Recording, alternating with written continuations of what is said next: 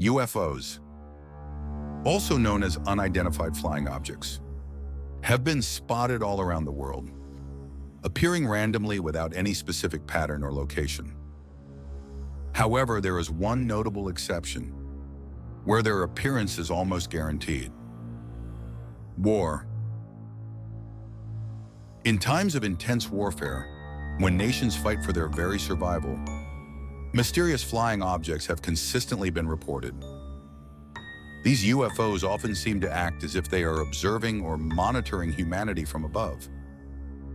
Among many such cases, one of the most bizarre and frequently discussed incidents to this day is the World War I observers case. It occurred in 1916 during the height of World War I.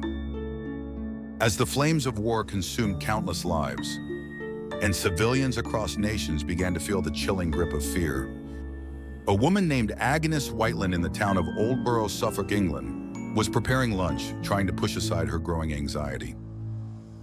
Around noon, she went upstairs and opened a sash window to glance outside. It was a habit born from wartime paranoia. She carefully scanned both sides of the street and, seeing nothing unusual, began to close the window and head back downstairs. But then she felt a strange sensation, an eerie intuition that made her pause and look outside once more. What she saw next would stay with her for the rest of her life. Hovering just above her two-story home was a circular platform, some sort of mechanical structure suspended in midair. On this platform stood about 8 to 12 men gripping the railings. They wore identical blue uniforms and hats that resembled military attire. The platform was about 3.5 meters in diameter, with a 30-centimeter thick floor appearing to be made of solid brass. The railings looked to be made of the same material.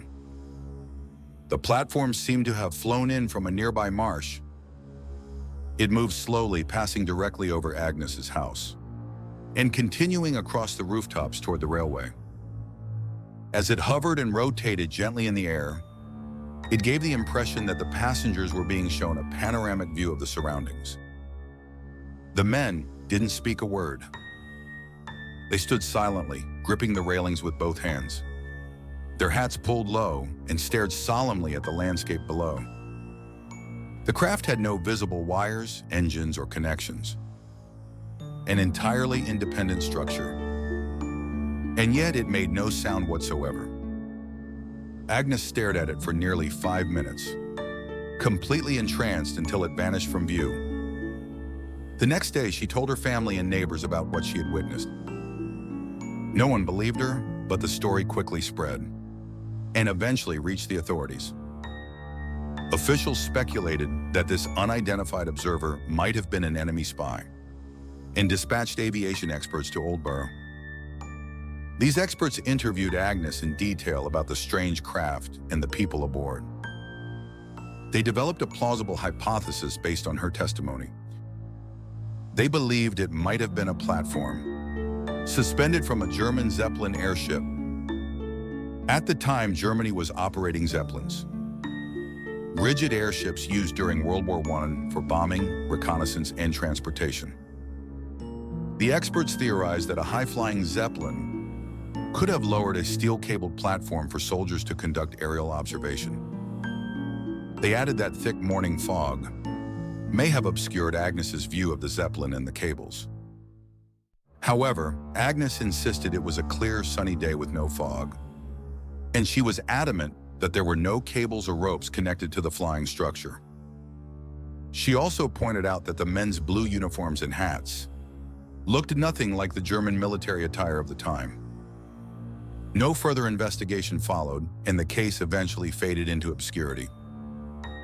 Agnes continued to tell others about what she had seen, but most dismissed her as dreaming or fabricating the story.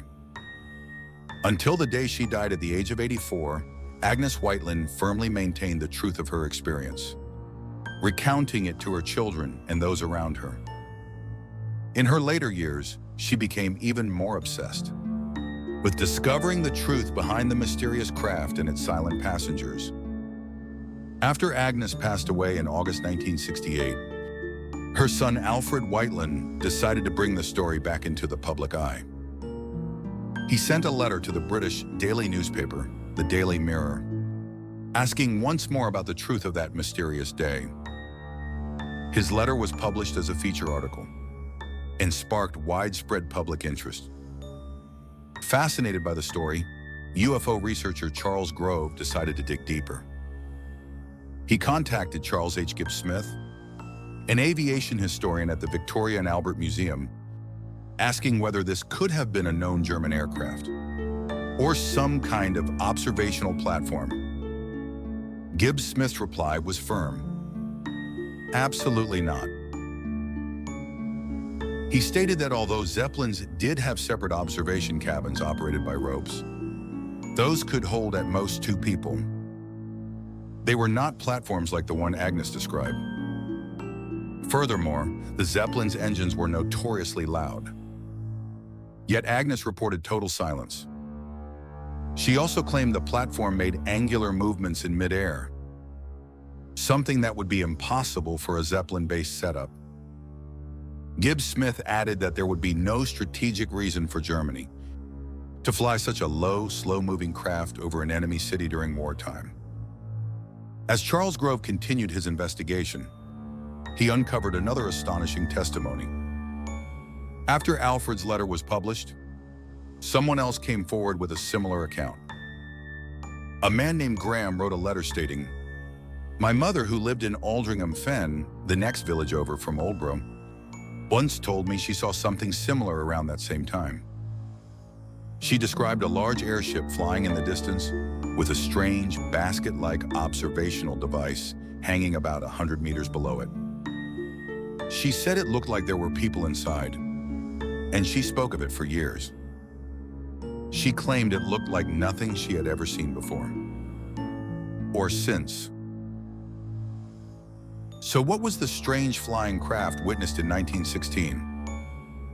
Who were those mysterious observers? And why were they flying silently over England that day?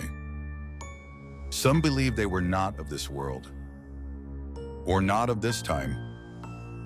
They speculate that these observers were travelers from the future, visiting the past to monitor or even alter key events in history. Could they really have been time-traveling observers from the future? To this day, the truth remains a mystery.